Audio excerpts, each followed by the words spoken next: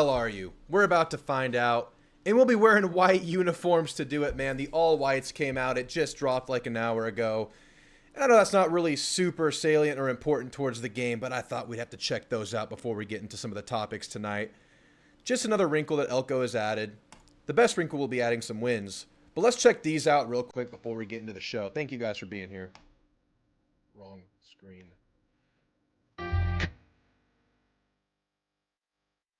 We are Howell Station, Texas. Next up, Gators.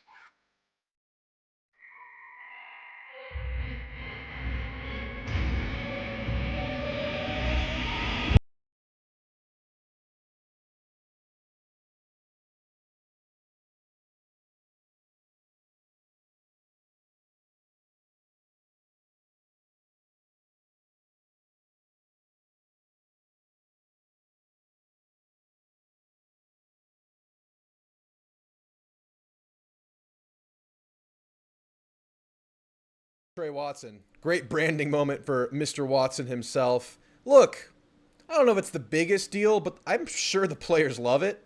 And I'm for whatever the players want and makes them happy in this world of transfer portal, NIL, branding. Sure, throw it out there. I think it's cool. I don't think it reinvents the wheel too much, just different color combinations that Elko was talking about.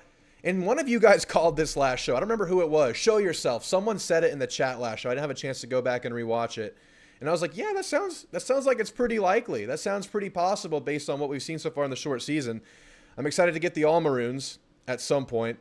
And of course, we're excited for the blackout. Hopefully we just get one blackout a year. That's our alternate. Then we just get some different color combos in.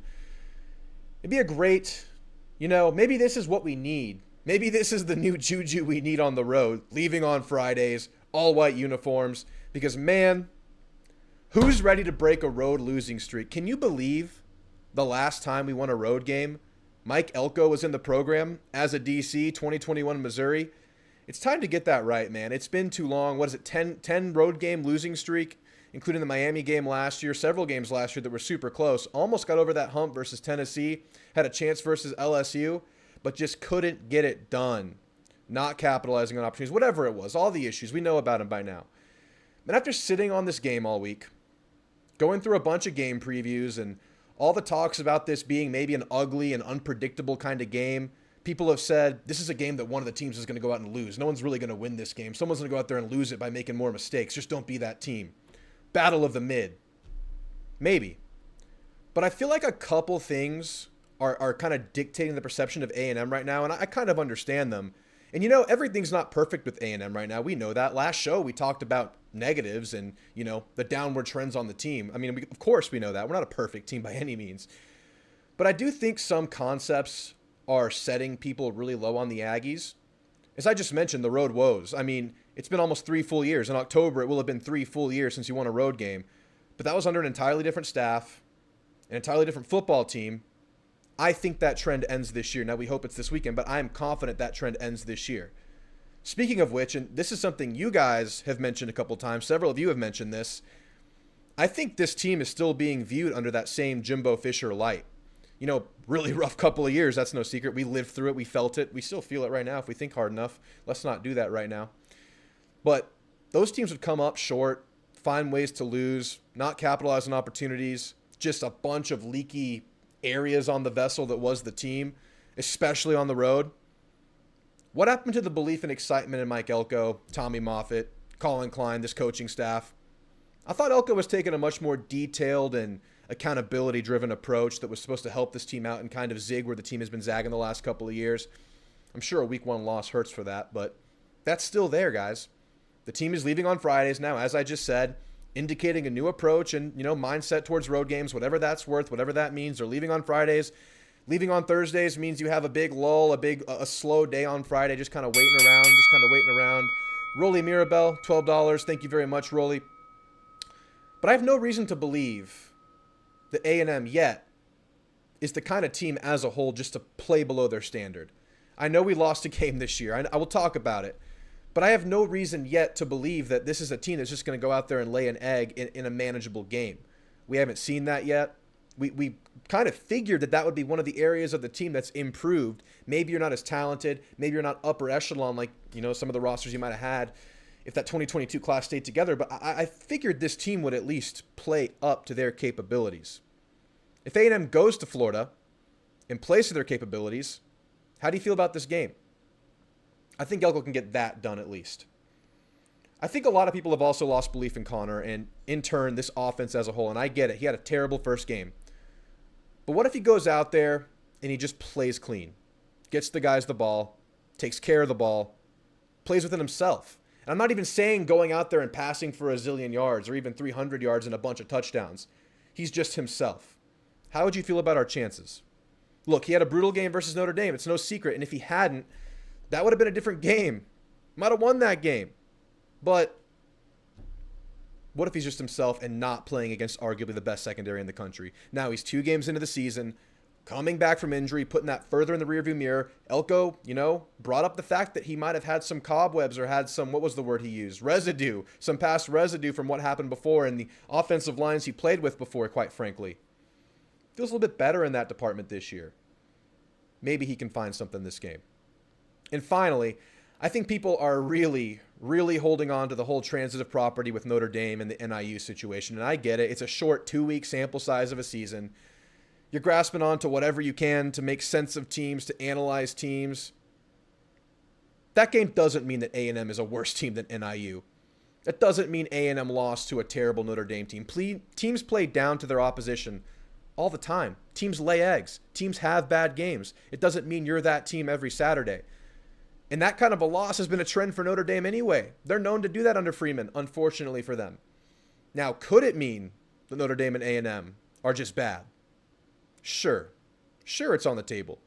But that is by no means set in stone or fact at this point. Not by a long shot. Now, I don't say all of this to say that A&M's going to go beat the brakes off of Florida. I mean, that's a very talented team. They're going to be playing desperate.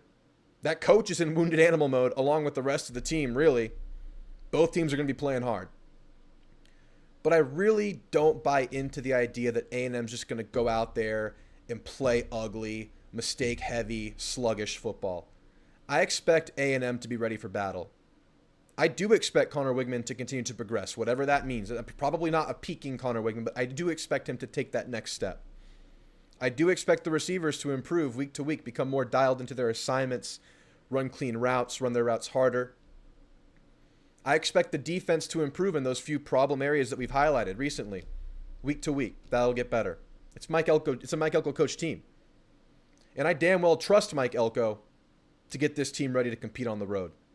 And look, if we lose this game, I'm going to be devastated, man. I'm going to feel really bad, and so will you all. Season going south before it even gets started.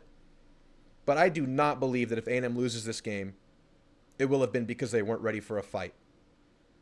I think Florida will have to line up and beat A&M straight up. Elko and company are going to get these boys ready for a fight. Guys, thanks so much for tuning into the show. I wanted to get all that off my chest after just digesting this team over the week. I've actually started to feel better and better, like hesitantly, but better and better about this game over the course of the week, especially after the Florida injury report came out. Unfortunately, for a game, you never want to see that, but it is what it is. We'll talk about that in just a second. But we're finally getting into the swing of the season after a wild start to the year. You have an extremely intense matchup with Notre Dame that also happens to be the first time we see a team under a new staff. Just a weird, crazy situation, a crazy environment, a crazy game, learning on the fly, yet battling for an immediate signature win, coming up short. Then you follow it up with an FCS opponent, which I personally hate doing. It always feels like a wash. But in A&M's case, I think it came at a good time. A chance to go out and kind of stamp some things in you realized about yourself versus Notre Dame. Clean things up, I guess you would say. That's the buzzword, clean some things up. I think they did that, scoring on every possession in the first half, just, to the book, to the script, doing exactly what you wanted to do while the ones were out there versus McNeese. But from a viewing perspective, I feel like even though we've seen this team twice, we still have so much to learn about this team. So many trends and aspects of the team that'll be finalized or revealed or change versus Florida. So guys, I want to hear from you. This is a call-in show. As you know, the link is pinned in the chat. Click that. You'll be prompted to enter a waiting room. And as our Thursday tradition now, you guys have a chance to call in and give your score prediction for a chance to enter the Hall of Fame like getting the score prediction correct on the game. And guess what? We had our first winner last week. That's right. I don't know if he's in the chat right now. I don't see him. But Noble Guy got the score prediction right last week. And check it out, guys. Hall of Fame is official. Nothing fan. Actually, no, this is state of the art. This is a $2,000 piece of hardware right here. The Hall of Fame. I definitely didn't write ho and erase the bottom of the E. But Noble, 52-10. He got it right. And he got it right on a last-second pointless field goal. So he got the score prediction right, and he will be immortalized. This is not dry erase. That's Sharpie. You're on there all year. And guess what? However it fills out, this is the board for the year. We're not erasing it. We're not changing it. I'll have a stack of boards over the next 50 years or however long I do this right here. And your name will always be there. You will be immortalized on this if you call in with the correct score prediction. But you have to call it in. You can give me your score prediction on chat if you don't want to call in. You can get bragging rights. But if you want to enter the Hall of Fame, you got to call in your score prediction. And you can be as long or as short as you want with your call. You can literally just jump on and give a prediction and jump off. That's all good. But today, I also want to hear a couple of keys to the game as we do on these Thursday shows. But specifically for this game, what exactly are you looking for from this litmus test of a game? A game that's going to reveal a lot, everything about where the Aggies are going in 2024, at least for the first half of the year. Because teams under first-year staffs typically improve quite a bit over the course of a year. But if you're wanting to hit the highest marker on your year, and you're wanting to kind of win some of these games coming up, Arkansas and Missouri before that bye week, you got to show that you can go on the road and beat a beatable team in Florida, especially with a couple of injuries that we're about to talk about. So guys, thanks again for being here on the show. Call in, like the video. We're at 36 viewers and 6 likes. Can we get that up to 20? Any way we can get that to 20? I believe. And hit the subscribe button. It helps me greatly. Really appreciate you guys. Let's say what's up to everybody in the chat. I see a bunch of familiar faces in here. Rolly, once again, thank you for the $12 donation. I'll read that off in just a second. Alex Flo in here. Chris Cobb in here. Absolutely all whites for victory. Yes, sir. All whites indeed. It's going to be clean. It's going to be a nice look. I love it. Alex Flo says, I'm glad Elko mentioned the losing record we have at away games during the coach show at Rudy's. It's nice to know he's self-aware of that issue, and hopefully we break that streak on Saturday. And it sounds like the players are aware, too, based on the Monday pressers. Everyone knows what's going on here. Hopefully that focuses them up and gives them a little bit of an early push. Because I always say, once you're in the game, all the noise and stuff doesn't really matter. But I do think outside stuff and extra motivations can help you start a game more focused. We'll see if that pays any dividends. It might not be related at all, but it's cool to see how they know. David Franz says, how significant are Florida's injuries? The report released yesterday shows 10 players out. We'll talk about that in just a second. Not all 10 are significant, but some are, and we'll highlight those for y'all in just a second.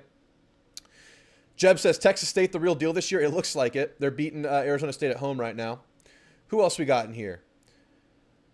Oh, David Franz also says that this is an interesting one. There are way too many FBS schools. At least a third of them don't have the resources to maintain an 85 scholarship roster plus the NIL funds to be competitive. And even in that 85 players under scholarship, whatever number they get to, those players are significantly, less, just quite frankly, less talented than some of the players in the Power 5 or higher upper echelon Power 5 schools. I do feel like 135 is too many teams that are all vying for the same goal. It's kind of strange, especially given that the playoff is 12. Like in baseball and basketball, you have huge postseasons to where everybody can kind of get a taste of that pie at the end of the season and kind of get in there, and you have a really good chance to at least, giving yourself a chance to get there. But in football, that's not the case. I do feel like there are a little bit too many teams out there, and maybe there's so much reformation to happen. Maybe that gets shaved down. Maybe teams will get to go somewhere where they actually have a chance to win some hardware. But it's a good point. Let's see what else you guys are saying. Alex Flo in the house. A-Chain continues to be a beast in Miami. And, of course, I'm playing against him in my fantasy league this week. Go figure. But, he's really good. He was questionable to play today, and he scored on, their opening drive. So he's just a beast. Underutilized at A&M, even though he was good here. But whatever. It's all good at this point. We're past that. Rolly says, I feel like Drew is asking the Aggies something with this song. I played Who Are You by The Who. Big game on Saturday. Let's freaking go, is what he says.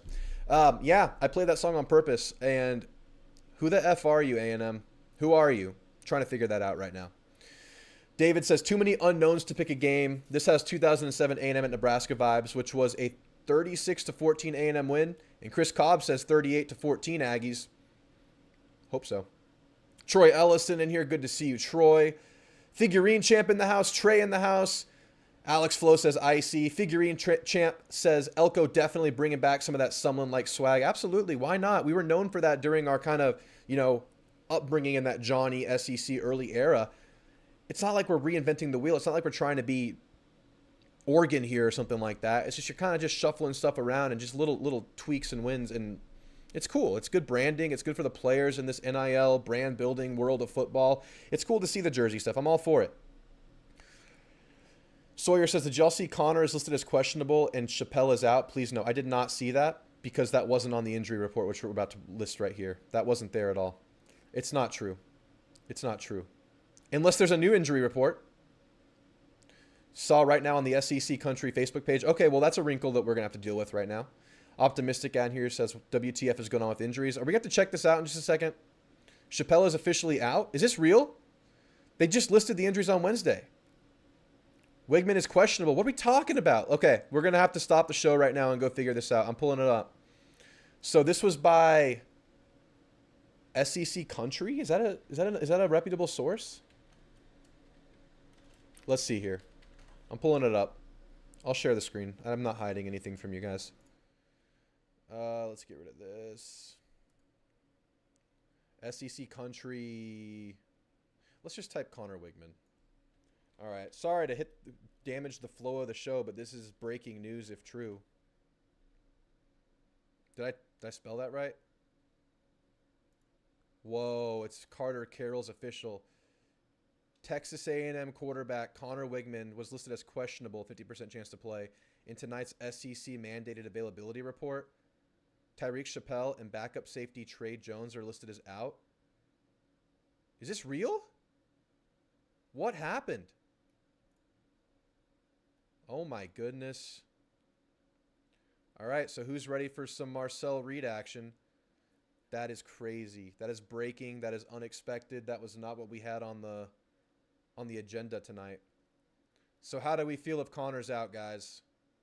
I mean, I think for a game, maybe it's fine, but for like the success of a whole season and him coming back into form and him like progressing and getting better and better, that feels scary because I still think Connor gives you the highest ceiling on the year, even though we like Marcel.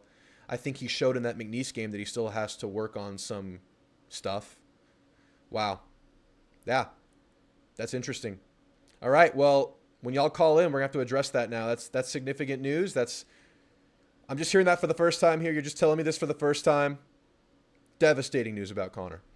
All right. Well, let's see if he plays or not. I don't know what happened. I mean, he played a short stint in McNeese. It must have happened in practice, and I hope it's not related to the foot. And they did give Marcel a long run versus McNeese. I guess that might have to pay dividends earlier than you might have expected. Am I out of focus here? All right, sorry. I'm getting knocked off my axis here. All right, now let's continue to see what you guys are saying before we get into the injury reports, which have apparently been updated by now. They really do keep injuries a secret until game day. Yeah. Weigman is questionable, WTF. Did Chappelle get hurt in the first half versus McNeese? I didn't see it.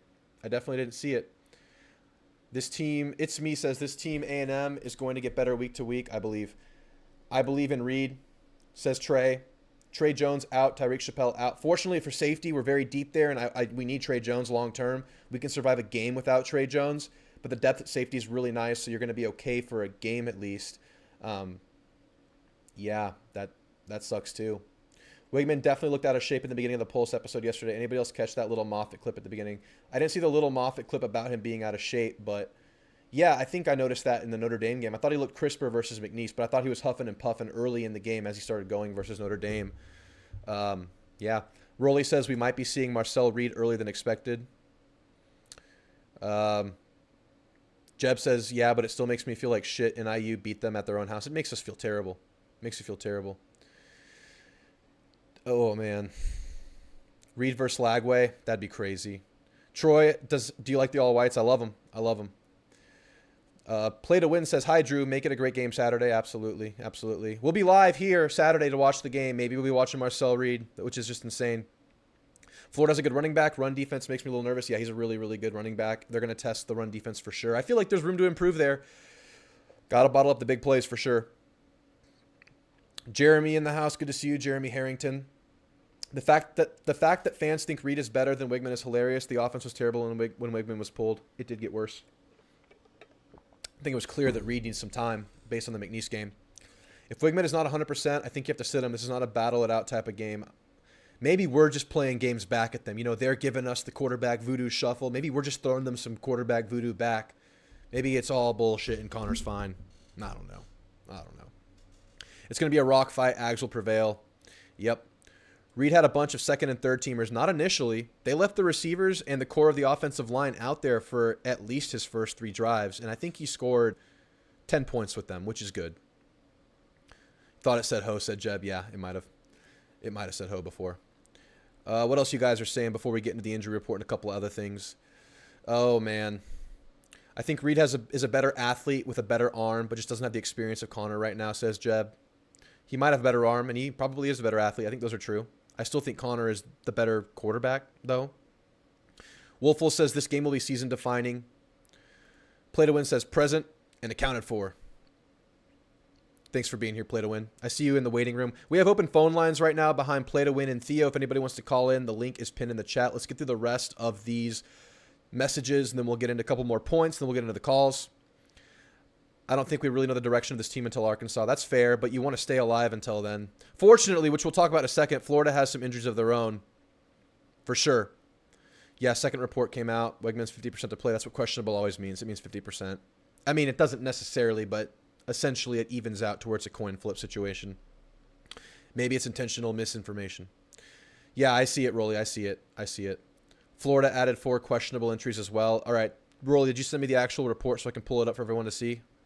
Yep, you did. All right, let's pull this up. All right, let's just go through a couple more names, and we'll just look right at the injury report right now because that's what we're getting into. Shan in the house. Thanks for being here, Shan. Yeah, someone please tell me Elko is playing Billy's game plan. Alex says we cooked. I don't know if this is the game you want to throw Reed in on the road. Wolfel says the season is over. We were so hopeful, and now all the same people are saying it's all over now. It's scary, man. It's scary. If he struggles, you also have Henderson for sure. It's disappointing. Definitely, says Alex Flo. I agree. Put in Jake Hubenak. Get him off the streets. Let's get him in the game. Oh, man. If Reed plays well against Florida, you keep going with him. Depends on how well. I think maybe you give him a chance if that's the case, but he'd have to really wow us because I still think Connor has that highest ceiling, man.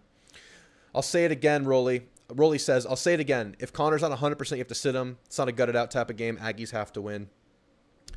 Maybe. If he's close to 100%, I think you play him. Connor might be intentional. Yeah, but with Connor against McNeese, we ran the ball majority of the time. That's true. Logan says, I'm with Drew. I think we're trolling them by acting as if we don't know who will start. Let's be playing games with them. That's the storyline we're going for here. All right, let me see if I can get this screen right for you guys real quick. That's pretty good, right? That works. Okay, yeah, Ruben Owens, Tyreek Chappelle out, Trey Jones out officially, as you can see right there. I'm just seeing this for the first time. Scooby Williams and Connor Weigman questionable. Yep. Elko said on Wednesday that Scooby will play. That's so weird that Connor's questionable, man. Something must have happened at practice. Who knows what happened. All right, there's way more outs than questionables on this version of the injury report for Florida than before. It was mostly questionables for Florida. Jaquavion Frazier, who I don't think was a player. Jakeem Jackson was a starting DB for them. He's out. Asa Turner, he was a starting DB for them as well. He didn't play last game. He's out this game. That's a big loss for them. Khalil Jackson. Let's pull up I'm going to pull up the depth chart as well so we can like kind of see who's important. Because I know some of these guys, but I don't know all of them. All right. Let's see if I can switch this to full screen here. We're doing this on the fly, guys. This is unexpected results right here, so bear with me. All right. Can y'all see that, kind of? I'm going to block our names because we already went through that. All right. Here's their depth chart, and this is their out list. So as you can see, Jakeem Jackson right here was listed, I believe, as a starter right here. So that's our corner out. Asa Turner. He is not on this because he missed last game, but he was a starting safety. Khalil Jackson, not a starter, not in the 2 or 3 deep. Covington, not a starter, not in the 2 or 3 deep. Braden Slade, not in the, no. Caleb Rios, no. Brian Green Jr., no. Jamari Lyons, nope. unless these guys were out before, and they were, doesn't look like they were in the too deep as of last week. Andy Jean, questionable. Nope. TJ Searcy, questionable. That's a big loss if he's out. He is their starting edge. He was their standout freshman last year. That's a big deal if he misses. Obviously, everyone knows about Eugene Trey Wilson. Him missing would be huge. Now, if they're missing Searcy and Wilson, even as is, they're missing a lot in that DB room, which is going to help Reed out if he's playing. But if they're missing Eugene Wilson and Searcy, I mean, we probably are doing better with injuries than they are at that point, because those are some key players are missing if these guys are indeed out. And I saw a report today about Eugene Wilson trending to not playing, but he still could play. So, yeah, guys, this game became a muddied, injury-riddled kind of a game. Really surprising. I mean, it's football, so I guess it's not that surprising. Let's just hope we're playing games with Weigman and he's out there and he's 100%. That's kind of my hope right now. Weird, man. Really weird and unexpected stuff. But all right, let's catch up with the chat. I wanted to go through a couple of games as well before we get into the calls that we're going to be keeping an eye on. But since there's some news that we're just going through right now, I'll do that really quickly. Let's see what the chat's saying. Then we'll get into these few other games around the country we want to watch. We're going to focus on the ones that pertain to A&M, of course. Logan says Connor ain't hurt. Psych job on the injury report, says play to win. Jeremy says the difference between Weigman and Reed is so big. It's very big right now. But I think Reed is good enough with the ones around him to win a game. But it changes your chances, I would think. Apparently, Trey Wilson for Florida could be out. Yes, that would be huge. Shan says, I mean, how? He played 2 quarters and doesn't get hit in practice. I know. He could have just rolled his ankle running in practice. I mean, I've rolled my ankle on non-contact. Just, it happens. Asa Turner is a big 100%. Chappelle's always hurt. He's like, misses games. I don't feel like he's had injuries that kept him out of seasons, but he always has like a game or two. Out means our guys don't play. Yes, 100%. Out means out. Jeb says, Shan, seriously, like how... if you're not getting hit in practice unless it was unrelated football injury. Logan says, I can't believe Drew got Elko to hold off on releasing this right before we went live. Pretty elite. Thanks, Elko. We had some live on-the-fly reporting here, or reacting, I guess, is more accurate. Yeah, man. That's weird. That's weird. I mean, what do you guys think? This is crazy. Are we sandbagging, or did Connor get hurt in practice? And, of course, he waited until after all of his media obligations to release it, so he didn't have to address it on the Wednesday show or Monday, obviously. Whew, man, this is going to be weird. All right, real quickly, I had a couple of games listed here, but we'll go through it super quickly because I want to get to the callers and give you guys a chance to react to what we just saw. Once again, we have open phone lines beyond Play to Win and Theo. Anybody wants to call in, the link is pinned in the chat. Give you guys a chance to react to the Connor Weigman questionable news that we just got hot off the press and give a score prediction for the game, now adjusted with that news, and give me some keys to the game and stuff you're looking for. Obviously, we have the Hall of Fame still. That's going on. Predict your score, chance to enter the Hall of Fame, be immortalized. This is Sharpie, not dry erase. You'll be immortalized if you get the score prediction right. Noble got it right last week. But a couple of games we're going to be keeping an eye on for Texas A&M's future. I mean, some of these are regarding A&M directly. Some are SEC related. LSU, South Carolina is such a big game. We're going to learn so much about these two teams. Can LSU find any running game behind that really good O-line? Surprisingly, they have not had a running game. They had like 62 yards versus USC. No, 62 yards versus Nichols and like 130 yards versus USC. And that was before they had the injury to one of their main running backs. He's out now, and the running game has taken a hit. And this is supposed to be a more balanced LSU team this year. Let's see how they do on the road versus South Carolina, who looks like they have a pretty good front seven. They'll test that secondary for South Carolina that needs to be tested. It's going to be a really interesting game, another revealing game, kind of like what we're going to see versus Florida, but for LSU and South Carolina. South Carolina is starting to trend to be maybe one of the more difficult road teams we play this year. We'll be keeping an eye on that one. Boston College versus Missouri, the only ranked versus ranked matchup this weekend, I believe. Missouri's a 17-point favorite. No, look, Missouri hasn't given up a single point on defense this year versus very, very lackluster opposition. Can they keep the Bill O'Brien team off the board, or at least hold them at bay? I'm really interested to watch this Missouri defense that lost, I think, 8 or 9 starters, and most of their defensive staff, including DC Blake Baker, to LSU. I'm really curious to see what LSU's defense looks like versus Boston College. We play them in like 3 weeks, guys. Keep an eye on that one. And then, of course, Notre Dame on the road at Purdue. Let's see who Notre Dame is, because it's going to reflect on us, obviously, but not as much as our game versus Florida will. Another one I'll be keeping an eye on is Bama versus Wisconsin. I was interested in seeing Wisconsin like give Bama a game because it's at Wisconsin. It's a big game. They're both undefeated. But I just rewatched Wisconsin's 2 games this year. They struggled versus an FCS opponent. They struggled versus Western Michigan. I think we're going to see Bama come into form because they have Georgia coming up in a couple of weeks. A couple more interesting games. We have Arizona versus Kansas State on Friday. Wazoo at Washington for the Apple Cup. Both teams look pretty good. Wazoo looked really good versus Texas Tech last week. Interested to watch that one. We have the backyard brawl. Pitt has Eli Holstein, former A&M commit. He's been tearing it up for Pitt. Let's see how that game goes. Always a fun game. UCF at TCU this weekend. And then we have UAB at Arkansas. Arkansas lost to Oklahoma State, yet I still feel like Arkansas is a little bit better than expected. They lost that game in classic Arkansas fashion, just like blunders. They were the better team, but they just made more mistakes and lost the game. I'll be keeping an eye on that. Memphis at FSU. Is FSU going to hold off Memphis, where Mike Norvell was from? Interesting game, at least in my opinion. Tulane at OU is an interesting one. I mean, Tulane gave Kansas State a fight last week. OU struggled versus Houston last week. Interesting game. Toledo at Mississippi State. Mississippi State's kind of not looking so good. A couple games to keep an eye on. Let's get through that really quickly and go ahead and get right into the calls, guys. Like I said, final time. Call-in link is pinned in the chat. I see Play to Win, Theo, and Rich waiting. Let's go ahead and get right into it. Play to Win, you're on with Drew. Bunch of news on the table, Play to Win. How you feeling right now, man? Hey, pretty good, Drew. How's it going? Feeling weird right now after the news about Connor Weigman. How about you? Yeah, I was a little bit shocked. I was like, same song, second verse. Here we go again. So, yeah, it's kind of bleak to me looking. Out means that the 4 players that we have out are not playing, right? Yeah, there's no chance they play. Yeah, so we have 2 questionable. They could. Yes. And hopefully Connor's back in the game. And they might do it as a psych. It's a psych job. Yeah, it's just, keep Florida guessing until kickoff. Yeah, I hope so. Yeah, and who's going to be in? And we know who's out. Okay, those 4, they're out. And then we have 2 questionable.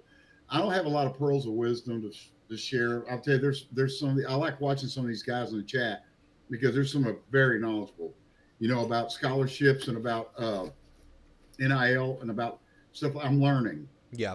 I'm in a learning curve too, so it's good to watch them. Absolutely. Keys to the game. Yes, sir. We've got to, offense has got to produce. If Connor's healthy, he has an above average game. I think we can score 23 points against Florida and hopefully keep Florida with our great defense to 17. So I'm picking Aggies 23-17 over Florida. All right, taking a note of that. You're entered. Thank you. Yep. Hey, I was close last week. It was 42-10, but I forgot his name. He picked it 52-10. That was awesome. Noble got it right on the dime. He did. That was a nice pick. I also picked the same score. He kind of copied me there, but we'll give it to him.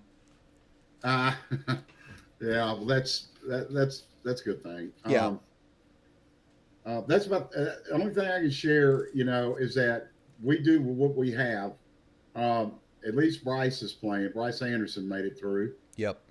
To play the game. I'm glad. And the rest of our defensive players. I'll tell you, it's a rough game out there. We know, we've played it, and a lot of bad things can happen. A lot of injuries. Absolutely. It's a brutal game, but yeah, you're right. That safety room looks really good, even without Trey Jones. You wish you had him, but he's probably the 4th guy in that pecking order. Not to make light of it. It's a loss, but you still have, like you said, Bryce Anderson, who will start. Marcus Radcliffe, I think, has looked really, really good this year. And then Dalton Brooks, he's going to get better and better over the course of the year. I think those 3 right there give you a really good chance. And you still have the experienced Jared Kerr. And then I forget his name, Miles Davis, number 29, looked really good with the freshman unit that was out there versus McNeese. He might have to play. But I think you have really good options at safety. It's the least of my concerns. But, I've thought that Jaden Hill, who's going to be playing for Tyreek Chappelle in the nickel most likely, I thought he's had some rough moments so far. But he hasn't played the most, and he served a first-half suspension versus Notre Dame. I think one of his first plays in the game, coming back onto the field in the second half, was that 46-yard touchdown run we gave up, and it was to his side of the field. And I think that longer No, actually, no. I don't think he was responsible for the big runs against McNeese, but he needs to clean some stuff up. He's going to be asked to play a lot versus his former team this week, so I'll definitely be keeping an eye on that. And then obviously Connor is just huge. Yeah. Oh, yeah. Definitely huge. Well, the ones that are out, the ones that are going to step up and take their place, our 4 players out, have a chance to show up and show out. This is their chance. For sure. And I think they'll do great because I've been following them ever since the maroon and white game in April. Yeah. And I was really impressed with what I saw and what Elko's bringing to the table. Colin Klein has got to come through with some great play calls. Maybe he's been holding back, and now he's about to just unleash. I think that's true, holding stuff for SEC play, but also just you have to install the base offense first, right? You have to get your bread and butter good and, like, what's the word? Just, like, clicking.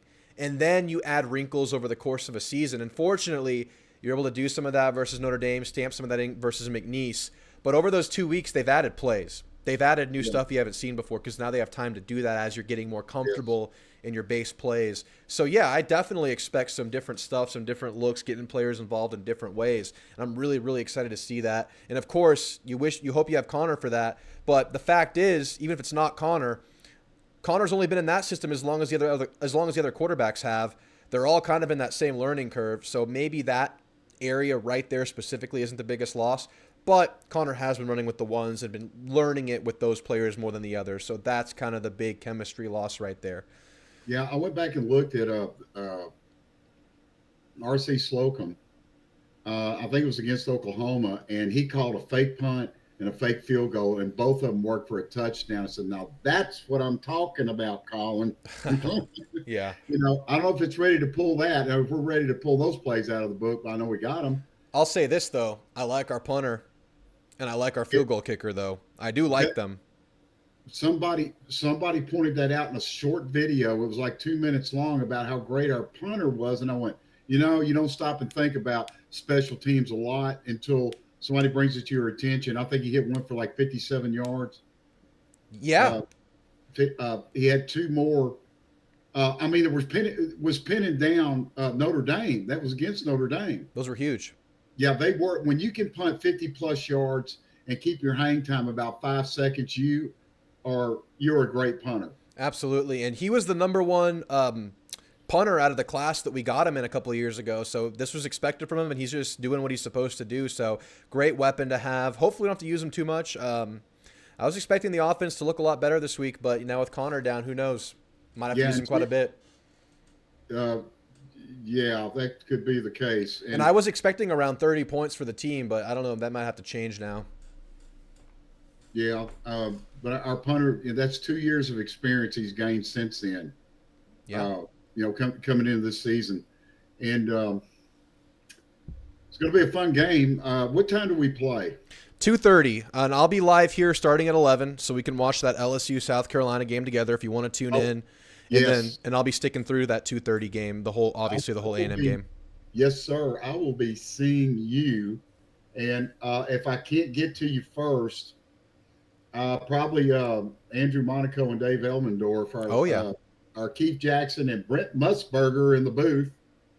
They're the best, I think. Of course, I'm biased, but I think it's two the best in the business. Absolutely. Well, play to win. I hope to see you there. At least stop by and say what's up. And I agree, it's going to be a fun game. A little more nervous now without Connor, but we'll have fun regardless. All right. Nervous too. Yes, sir. Well, all right, play to win. I appreciate you calling in. You have a good night. Okay, talk soon. All right.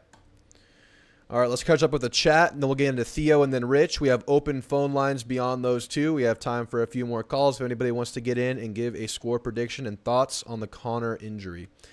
David, why are people demanding we stop calling it the Apple Cup? It's not that important to me down here, but, it's called that, so I'll call it that. Good to see you in here. Ross M. says, gig 'em. Shan says, man, we've been quarterback cursed for a damn decade. Hopefully we're sandbagging here. Logan says, I rolled my ankle going to the shitter the other day. Moral of the story, shit happens. That's deep, man. That's deep. Country Billy says, hook him, get the hell out of here. Ban this man. Ban him. No, I'm just kidding. We welcome you here. Welcome here. But get the hell out. Spicy Deluxe says, curious, do you watch college football outside of the SEC? Absolutely, but I pay closest attention to the teams on A&M's schedule and the SEC. So I watch a lot of A&M. I rewatched the game several times so I can give you guys the best possible product. So I spend most of my time there looking at reports, listening to coaches, listening to players, all that stuff. But then I keep a close eye on A&M's opponents, specifically the next couple of opponents. Like I've been watching all of Arkansas and all of Mizzou. Been keeping an eye on LSU. But then, yeah, I watch a lot of football as a fan, but I don't necessarily know personnel and like watch super closely for other teams. And typically what I try to do is over the course of the week, I try to at least watch like a 15-minute condensed game for most of the games on the previous weekend. Jeb says, if you can't score 20 against Florida, we have problems. I totally agree. I want to get close to 30. And even with Reed, I think you can with the running game. But I will say Florida's best aspect of defense is their D-line's pretty good at clogging the running lanes. I've noticed that in their couple of games. Jeb also says, Hill is a downgrade over Chappelle. I agree. He has potential, but I haven't seen that level of play yet this year. Big test back where he's from, back at the Swamp where he was playing the last couple of years. Oh, Shan says, whoa on that 30 points, Drewski. Yeah, man, I expect 30 points. That's what I want to see versus this Florida team. I think you can get to 30. I think you can. Jeb says, I'd call, but I probably got to go to bed a little bit early. No worries, man. No worries. Oh, David says, I live up here. They are different. I got you. Different culture up there. All right, guys, let's get to the next caller. Theo, you're on with Drew, man. So what's going through your mind after the recent news about Connor? And then give me a score prediction, keys to the game, everything you're looking for. Let's hear it, Theo. I'm not really worried about it. I feel like we have quarterbacks behind Connor that I can trust to play, and not only play but win. And because of that, I'm not too worried about it. I love it. I don't know what to expect from Florida though, so I am nervous about that. I mean, clearly. Yeah. Well, one good thing that kind of works like with what's happening at A&M with the questionable Connor, they do have two confirmed defensive back starters out of the game, so that kind of helps. Yeah, I think you have serviceable quarterbacks. We've talked about this quarterback room, how you feel good about it, and if something happened, you have someone there and you're not throwing out someone with zero experience. That's nice. But yeah, that's good. And I was more fearful of that happening mid-game rather than pre-game. At least they have a couple days to plan for that. And yeah, I mean, it's a road environment. That's a wrinkle in there for whoever starts. It's probably going to be Reed. So we'll see, but there's absolutely a level of hope there. I mean, it's not like Connor was playing great. I was expecting upward trajectory. I wasn't expecting to be clicking this game. I think it's more scary for the long-term year because I did think he was still the ceiling to the team. But now we give someone else a chance potentially. I think, Theo, your phone's falling asleep again. Are you with me? Theo, I think your phone's asleep. Tap the button. Yeah. You're back. All right. I feel like with Reed playing in the bowl game, and that's probably going to be just as loud as a Swamp is.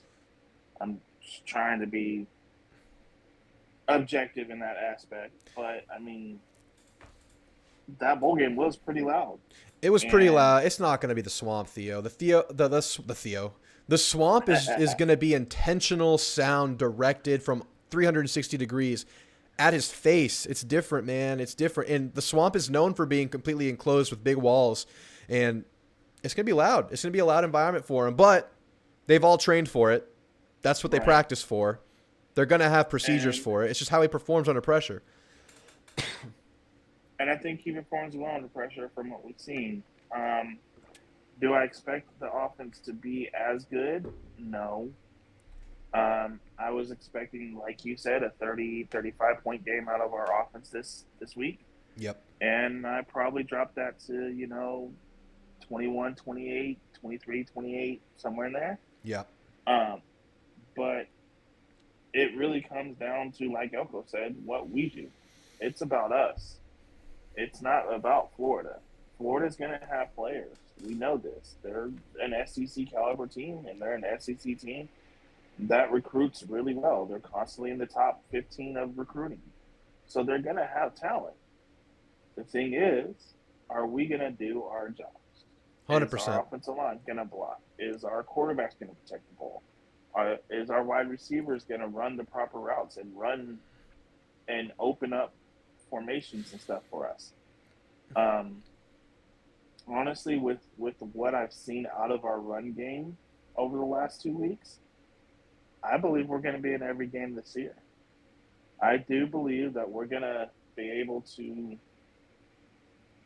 have moments where we're going to control stretches of games like we did against Notre Dame, like we did last week against McNeese, where in the end we're going to look up in the fourth quarter and it's going to be a tied ball game or a one-score ball game, and it's going to be a matter of can we finish it.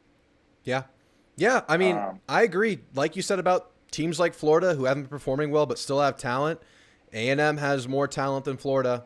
A&M probably has a better coaching staff than Florida right now. I mean, based on evidence at least. Yeah, I don't see why A&M can't be competitive in all these games. It's just coming through at the end like we didn't do against Notre Dame. That's like kind of obviously the determining factor. But yeah, I mean, I don't look at this game as a guaranteed loss because Reed starts the game by any means. I think A&M can still go out there and run their offense.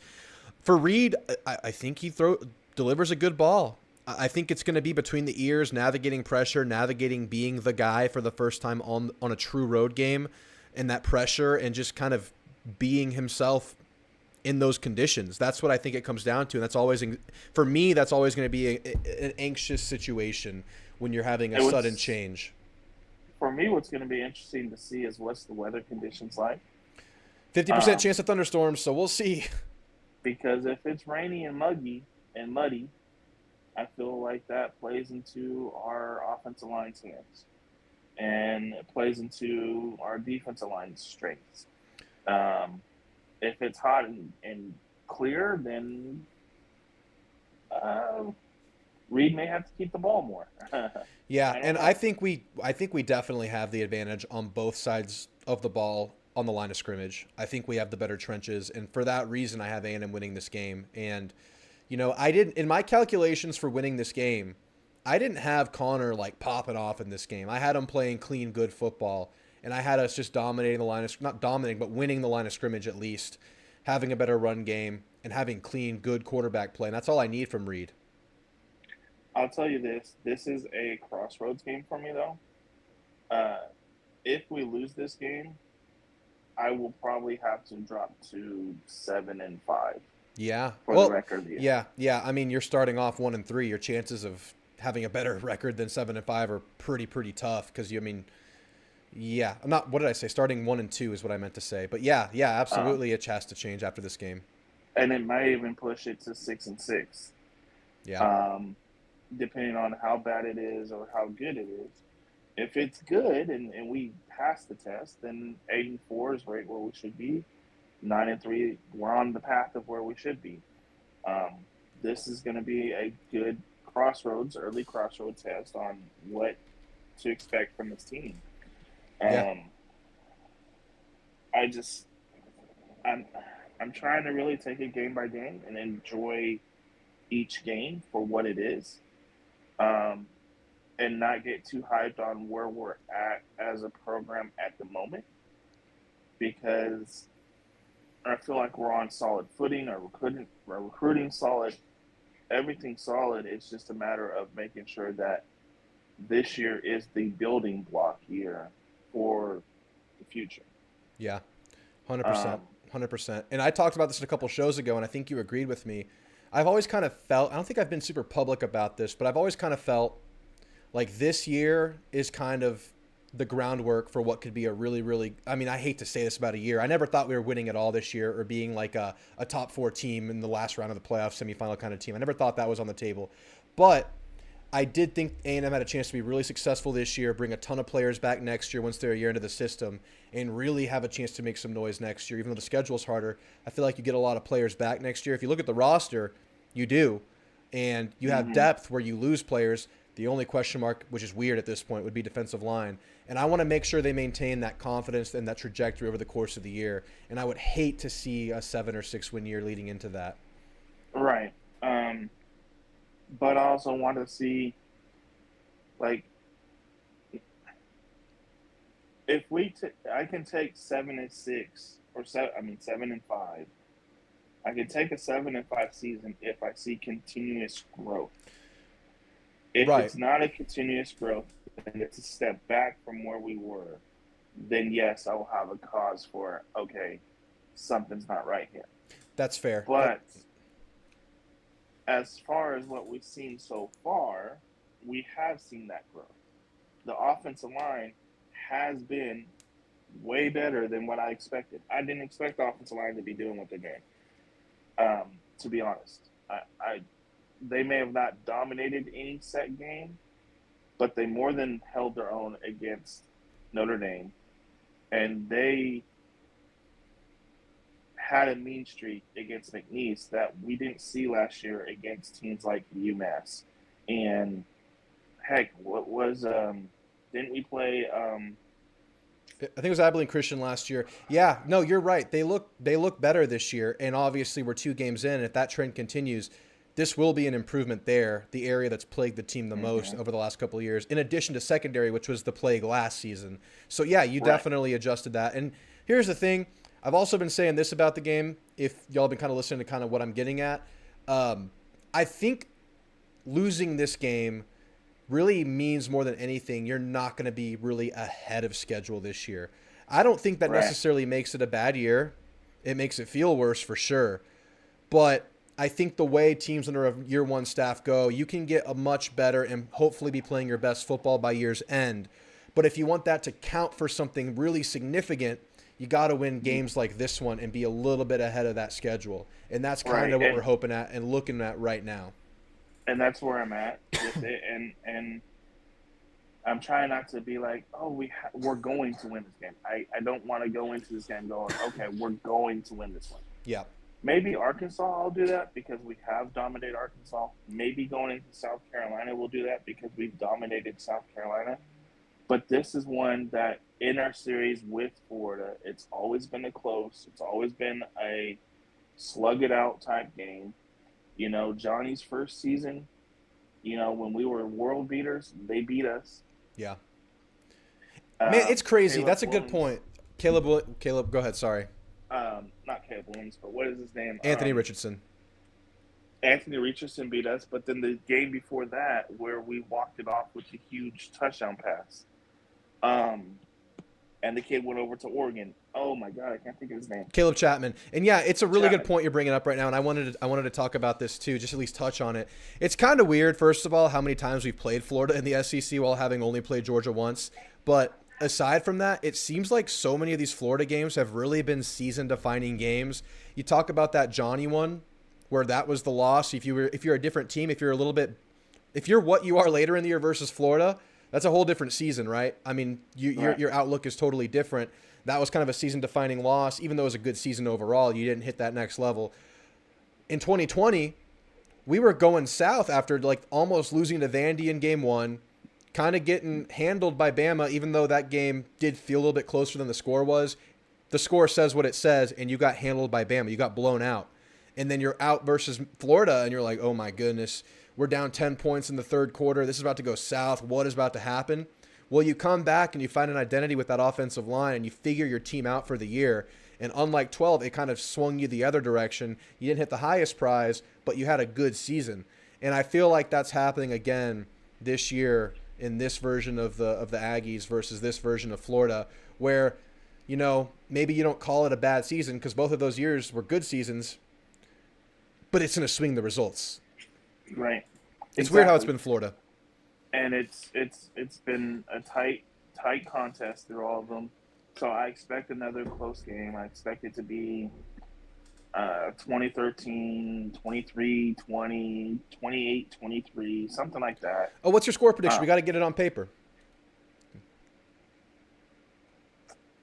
Give me 28-17. All right. So you and Play to Win are both thinking we hold them to 17. I think that's probably a win if you hold them to 17. I think we'll hold them to 17. I don't think either of those quarterbacks are so good that they're not going to give you an opportunity to take the ball away. Sure. Like with Lagway, I worry about him scrambling, but I worry about, okay, is he used to getting hit by SEC defenders while scrambling, and he's kind of loose with the ball. He doesn't tuck it. Yeah. He kind of reminds me of I was watching the quarterback yesterday. He reminds me of Deshaun Watson in terms of how he runs out of the pocket. Yeah. He kind of keeps his arm loose with the ball to where he can get rid of the ball quickly down the field as a passer. But in doing that, he also gives up an easier way to strip fumble. Yeah, and he's super raw, second start as a true freshman. And I mean, how often do you see a true freshman kind of drag up a team that's not expected to do much, a team that's kind of not performing well? It doesn't happen very often where it's a true freshman quarterback that does that. I mean, a true freshman quarterback on a bad team, on a team that's not performing well, that doesn't feel like it's a recipe for success. But, he's very talented, so that's kind of the scary part. And, yeah, he's more athletic, but he also just has more arm talent than Mertz. Now, what Mertz has is years in the system. He has experience as a college football player, and he is talented in his own right. He had 30 touchdowns, 3 interceptions last year, something like that. Threw for just under 3,000 yards. He had a solid, underrated year last year. And if Florida does what I think they need to do to beat A&M, and that's quick hitters, just like Notre Dame did when passing the ball, get the ball out under 2 seconds, like crazy fast time to pass, I almost feel like Mertz is more equipped to do that for Florida, but they're still going to play Lagway where he has kind of the home run threat. He has the monster arm, good ball placement, but he's raw. So neither quarterback really strikes fear into my heart, but obviously I'm ready to eat my words if that ends up being wrong. I'm ready for whichever. Mertz also gives the ball away at times too. So he only had 3 picks last year, dude. He was very accurate last year. He did have 3 picks last year, but go back into his career at Wisconsin. That's why he transferred to Wisconsin. He had chances where he can be turnover prone. I'm not saying he is. Does that make sense? He has been before, but the most recent sample size, that was his best asset. But yeah, if he could revert to that would be good for us. But anyway, Theo, I need give me one offensive and one defensive key to the game, and I'll get you out of here. One offensive key, Noah Thomas finally breaking out. Defensive key, playing more press man coverage or more press coverage. It doesn't even have to be press man, but more press coverage to where the quarterback has to hold the ball longer and gives our D-line more time to make the sack. Love it. Yeah, and I think whatever happens DB-wise, I would like to see that too, but whatever happens DB-wise, I do think this is a game where you get a couple sacks under the belt, especially if it's Lagway. I know he has the running ability, but just what they're going to want to do is get those receivers the ball and throw the ball downfield. I think they're going to want to do that more than the other 2 teams we've played this year. And I do think the D-line has been pretty good in creating pressure, or at least collapsing the pocket or speeding the quarterback up without getting sacks. And this could be the game where it happens. And yeah, press man would obviously help with that if they're able to hold their water and not just get busted, which I don't think they will. I think we have good DBs. But anyway, Theo, thank you for the call, man. I hope to talk to you soon. I'll be live Saturday if you want to stop by. I will. All right, man. Have a good one. Later. Hit those likes, people. Thanks, Theo. Appreciate that. Let's catch up with a couple chats, then we'll get into our last caller, Rich, who is waiting in the waiting room. Yep, Joe Long, it just dropped. Fresh injury report. Connor's on it as questionable, which means he may or may not play. It's about 50-50 chance when that happens. Shan says, everyone is dogging Florida for sucking this year. If we can't win this game, I don't even want to imagine. We won't get respect even if we win this game. Oh, yeah. That's always been the case with this game. I said this in my pre-season schedule breakdown. One of the things that's scary and weird about this game is that it's losable, and if you lose it, you're going to get shit from everybody. But if you win it, you're going to get 0 credit. Now, that's obviously a fan aspect, something that we deal with. It doesn't really relate to the team too much. But that's on the table for sure, Shan. It's a good point. If A&M wins, Billy Napier might not have a job Monday. That's so weird, though. It's like, are they going to fire him and get who? Like, what are they going to do if they fire Billy this week? Like, I feel like they're doomed to not have a great year with how that schedule shakes out in November anyways. It's a really weird situation there. And if they fire him now, the next guy's going to come in and probably lose a bunch of games based on their schedule. So it's like, might as well wait. I don't even know, man. I don't even know.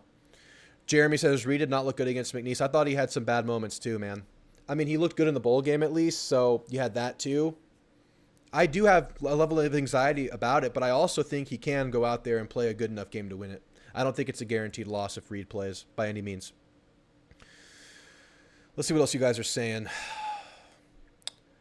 Oh, any more injuries? This is 6-6 possibly, says Play to Win. If you get a bunch of injuries, sure, but let's see that play out first. Let's see that play out. Optimistic Ag says 31-17, late touchdown makes it a 14-point win. I think I have 31-24, so we're pretty close there, Optimistic. Play to Win says backing off 9-3. It just depends on how these injuries go, man. It depends on the injuries go. Fortunately, we're deep in those areas. Quarterback, obviously, is a big deal, though. Shan says, I do like how Florida now has to account for Reed's legs. That may be the only positive thought I've got. That, and hopefully the defense puts on a wrecking crew performance. If Reed is just himself and is not feeling the pressure and not like making mistakes for a first start, I think we're golden. But I just think it's a lot of pressure for a first start on the road. Play to Win says, we need to end this losing streak. Yeah. Logan says they're not going to fire Napier after this game. If they lose, they'll just start putting out feelers. Yeah, for sure. For sure. All right, guys. Let's get into the last caller. Rich, you're on with Drew, man. How you feeling after the recent news? I don't know. I'm feeling good until I hear otherwise. If I'm not mistaken, in Elko's radio show this week, did he not mention Scooby Williams? I know he's listed as questionable, but didn't he kind of say like, oh, last week was just kind of precautionary with him, which I'm imagining that means he's probably going to be ready tomorrow. Yeah, I'm pretty sure he straight up said in passing, Scooby's going to play this Saturday. I'm pretty sure he straight up said that on the show yesterday. And it still says questionable on the report, so I don't really know like what they're saying or trying to do there. Maybe they are trying to like leave that level of question out there for Florida to kind of navigate. Yeah. So Connor, I don't know. I mean, I do like Reed. However, I mean, I think for the season's sake, I think we need Connor healthy for this, but also the game too. I think if Reed's starting, I think regardless of Reed or Connor starting, I think it's a very predictable game, not in terms of the score. I mean, otherwise I'd be a betting man, but predictable in the sense of how the games are going to go. I think we're in the very similar position as Florida. We have a starting quarterback that is supposed to be this accurate, pass-heavy, like really, stud that we've had questions with this year. They have two, and their backup, both our backups have legs, have opportunity to be a little more playmaker on the run and scramble. And I think each team is going to come out and they're going to try to impose their will on our weakness, and we're going to try to impose our will on our strength, which means they're going to try to set the tone of the game and run the ball down our throats. If our defensive front cannot stop that, we lose the game because we're going to get out of rhythm early. They're going to start to run, move the ball. Then, their quarterback is just going to be able to then really operate the game how they want. Yep. But if we stop the run, now they're going to realize they're going to have trouble passing on us. And that's when, they start to not panic, but that's when Napier knows, okay, if we're not moving the ball, we got to get Lagway in there. And now, now you start to have them question and move their quarterback. I know they're going to say they're going to play both, and they probably will, but it's not going to be a back and forth unless they're moving the ball from the beginning. It's going to be, what's his name? Mertz. What's his name again? It's Graham Mertz. Yeah, Mertz.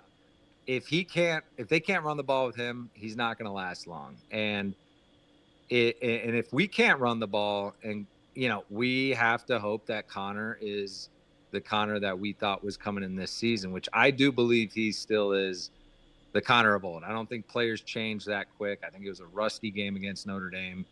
I think he's going to be fine, but we still have to run the ball to control that game. We got to quiet that crowd down. They're already down with assuming this season's going to suck. We got to run the ball. Each team, whoever runs the ball first and really imposes that, I think wins this game. Agreed. And if you look at Florida's first two games, they run a lot of play action. They run a lot of jet sweeps and stuff like that. And we've given up some explosives on those types of plays. So it's really about dialing it in. And you're right. It opens everything up for their offense if they're running with a struggling quarterback, if the running is successful. So that's the big level of improvement we're going to have to see this game. And I think we're capable of it. I think it's a lot on Torian. A lot's going to be on whichever linebacker starting next to him. DBs have been solid in run support, but some of these gash plays have been by way of, not detecting the play in time or bad angles by a couple of DBs at moments. That's all got to be cleaned up because you're going to open the game right up for them. That's a great point. And I think you kind of just gave a defensive key of the game and an offensive key. Run the ball, stop the run. Simple as that. Good stuff, Rich. What else is on your mind? Yeah. One reason I wouldn't want to see Reed in this game is because I think if we get Reed in there and he starts, he starts moving the ball and, I don't want to see Reed versus Lagway because I think now you change the style of offenses and the approach to it to where, to be honest, I think Lagway is going to be a superstar. I mean, he's good. I don't know if he matches up well against our defense or not. But I don't want to find out with him and Reed going at it. I just think that's a game that's a little scarier for us versus if Connor can control the game. I just feel like have them throw in either one of them. I think if Connor can control it, and we can put just a cap on the run a little bit. I'm not really worried. But then again, this is the SEC. Florida, we talk about talent. It's they are super talented. You could talk, number 7 or number 15. They have blue chips. They have a ton of blue chips. They are a talented team. They could put games together. They can have breakout games. We have to respect that. That's the SEC, and they can 100% beat us. And if we did lose this game, I think it is it's a big damper on us because the road doesn't get easier. But I think it just tells us that something, there's severe holes. And if we lose, it's going to be because of the run. And if we can't stop that again and we can't get the ball in the air, we're going to have problems. We know we can run, but what we haven't been able to do is, hey, we move with the run and our short passes, but we're not letting that open up these deeper passes. And that's where we're going to get Noah Thomas the ball. That's where we're going to get, downfield with the ball is. And that's what I want to see more in the offense too. It's all right, some success in the run game, the pass game to the tight ends, the sweet, all of that. I want to see us attacking downfield when we are having success in that short game. But you already got my keys to the game, a little extra thought. So I'm going to predict. My prediction is based off Connor Weigman starting this game and Connor Weigman playing the game. I'm not going to assume he's hurt and going to be out. He just might not be 100%. That's what I'm assuming. And with that, I'm going to say 31-23. I mean, it's the Swamp. I think they're gonna put up points. We're gonna make mistakes. And they're I think it's a tough game, but a couple differentiators that I'd love to see is unleash the dynamic offense and downfield passing game. And let's see, take the training wheels off Terry Bussey, because giving him, Moss and Daniels the ball and dumping it to some of our tight ends, there should be no reason we can't get open downfield when we're succeeding with that. Yeah, man. Totally agree. Man, I think my score prediction is 31-24, so you're right on there with me. And yeah, man, I mean, if Connor's on 100%, I think he can still go out there and at least manage a game and play clean and play within himself. Maybe doesn't have that dynamic, that extra kind of running threat that we saw versus McNeese at times versus Notre Dame. Maybe that's not there, but I think just delivering balls and running an offense, I think he still gives you your best chance. So I agree with you there. Who knows what happens, man? Who knows what happens? But you're going to Gainesville, right? Yeah, I'm heading out tomorrow. Waking up early. I live in Drifting Springs, so we're driving to the airport tomorrow morning. My sisters are Gators. Oh, nice. Gator family, but I am not. So yeah. We're all going to the game.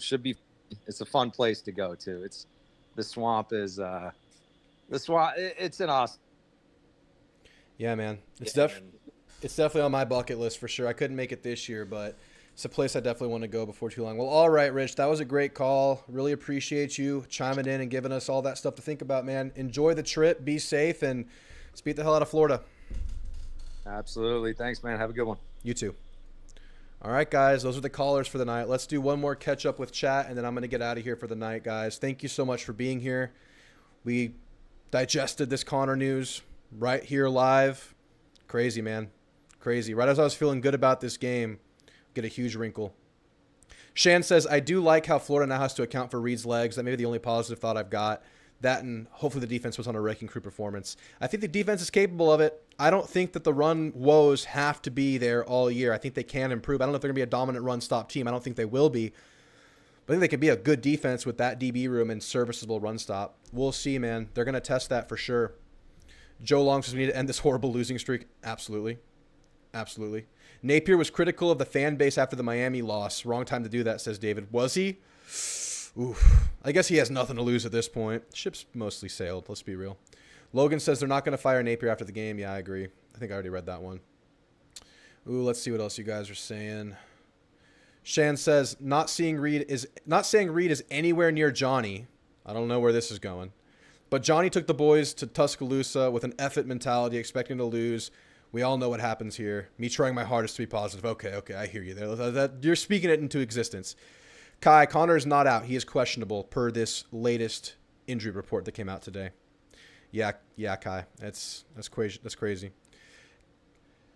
Cat Ant says, gig 'em. Ted Prickett says, hit the likes. 50 people watching. If we get the likes up to 40 before we get out of here, that would help me greatly. Guys, enjoy the game. It's still a football game. Still going to go out there, try their best to win without Connor and not at 100%. We'll see what happens, man. It became more intriguing than it even was before. And it was a super intriguing game to begin with. So, guys, thank you so much for being here. Hit those likes on the way out. Hit the subscribe if you haven't done that yet. I appreciate all of you guys. I will see you guys at 11 a.m. Saturday on this channel. We'll be live watching the LSU South Carolina game. Then we'll transition into the A&M Florida game at 2:30. So we'll be here for a long time from morning to afternoon. It'll be a lot of fun. Hope to see you guys there. Y'all have a great night. Let's beat the hell out of Florida. Gig 'em.